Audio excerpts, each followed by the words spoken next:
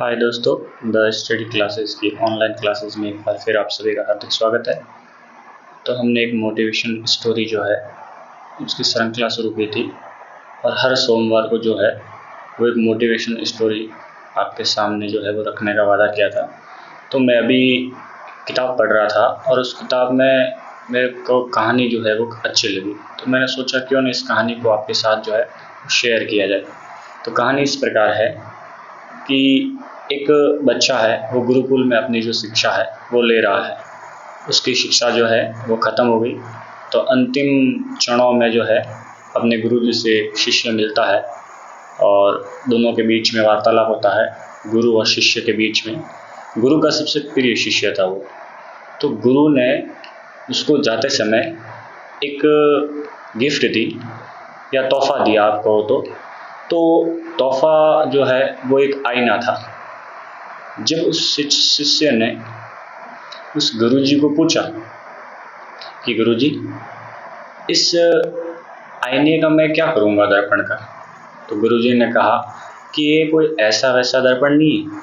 अगर आप इसको किसी के सामने रखकर देखने के लिए कहोगे और उसका चित्र उसके अंदर प्रतिबिंब दिखेगा, तो उस व्यक्ति के अंदर के जो गुण हैं वो उस आईने में आपको दिखेंगे, किसी भी व्यक्ति के। तो उस शिष्य ने सोचा कि क्यों न सबसे पहले इसी आईने को गुरुजी के सामने रख कर के देखा जाए कि हकीकत में ये काम करता है कि नहीं करता। तो उस शिष्य ने गुरुजी के सामने दर्पण को रखा और उसे गुरुजी के सभी अवगुण दिखे, क्रोध, लालसा, हिंसा, ऐसे जो है भाव उस आईने में दिखे। तो उस शिष्य ने सोचा, गुरुजी ने मेरे को आईना दिया है और मैं गुरुजी को कैसे कहूँ कि आपके अंदर क्या छिपा हुआ है।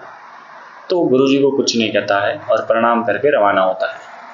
अब जैसे ही प्रणाम करके वो रवाना होता है, बीच में ही उसका दोस्त मिलता है और वो दोस्त की तरफ आईना करता है। जैसे ही दोस्त का जो है प्रतिबिंब दर्पण में दिखता है, तो दोस्त के बारे में भी वही बातें दिखती है जो गुरुजी के बारे में दिख रही थी। क्रोध, लालसा, वैश, पूरा ऐसे हिंसा, भेद सब भरे हुए थे उसके अंदर। उसने सोचा ये भी ऐसे ही दोस्त। वहाँ से भी निकलता है, एक रिश्तेदार के घर पे जाता है। रिश्तेदार का भी प्रतिबिंब जो है वो देखता है, लेकिन रिश्तेदार में भी वही के वही गुण दिखते हैं जो गुण उसके दोस्त और गुरुजी में दिखे थे। क्रोध, हिंसा, वैश, भेद, सब वही वहाँ से भी निकलता है, सोचते सोचते कि दुनिया में सभी के सभी ऐसे लोग हैं जिसमें क्रोध है, हिंसा है, भेद है, जलन है एक दूसरे के प्रति, खुद के लिए जीते हैं, ऐसे लोग हैं दुनिया में। तो वो सीधा अपने घर पे जाता है और घर पे जाकर अपने माता पिता को ये बात बताता है कि सब दुनिया में ऐसे लोग हैं जिसमें क्रोध भरा हुआ है, ऐसा है वैसा है। तो कि क्यों? तो कि हाँ, मेरे को लगता है ऐसा। उसने सारी सच्चाई नहीं बताई। फिर उसके मन में बात आई कि क्यों ना इस आईने को जो है वो पिताजी के सामने रखते हैं। तो पिताजी को बहला के फुसला कर कहता है कि इस आईने में देखो। पिताजी भी आईने में देखता है, तो उसका बेटा जो है वो भी ये का यही देखता है कि जो गुरुजी में, दोस्त में और रिश्तेदारों में अवगुण है वो अपने पिताजी में है और माताजी में भी। तो उसने कहा कि दुनिया सब अवगुणों से भरी हुई है। वापिस सोचता है कि सब के सब अवगुण कैसे हैं, या तो ये आईना गड़बड़ है।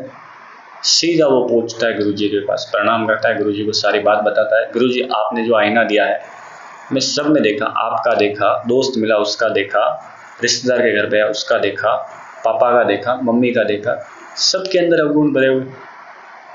तो जो गुरुजी थे वो उस पर हंसते हैं कि मूर्ख व्यक्ति, मैंने ये जो आईना जो है वो तेरे को दिया था तेरी शक्ल देखने के लिए, कि तेरे अंदर जो कमियां हैं, जो खामियां हैं, वो तू समझे और उसमें सुधार करे। लेकिन तू दूसरों की कमियां देखता रहा। तूने इतना समय दूसरों की कमियां निकालने में गवा दिया, वो का वो समय अगर अपनी गलतियां सुधारने में तो लगा देता, अपनी कमियां या अवगुणों को सुधारने में लगा देता, तो तू जो है वो सुधर जाता। फिर गुरुजी उसको आईना दिखाते कि देख, तेरे अंदर भी अवगुण भरे हुए हैं, मैंने ये आईना तेरे लिए दिया था। तो ये छोटी सी कहानी है, लेकिन बहुत बड़ी बात सिखाती है कि दूसरे में कमियां निकालने की बजाय खुद के अंदर जो कमियां छुपी हुई है उस कमियों में सुधार करो। वरना होता क्या है, इसने ये ऐसा कर दिया, वो वैसा कर रहा है, वो वैसा कर रहा है, एक दूसरे की कमियां निकालने में रहता है। तो कमियां निकालने में रहते हैं, फिर वो पीछे ही रहते हैं। इसलिए अपने अंदर क्या कमी है उसमें सुधार करो और आगे बढ़ो, दूसरे की कमियों को मत निकालो।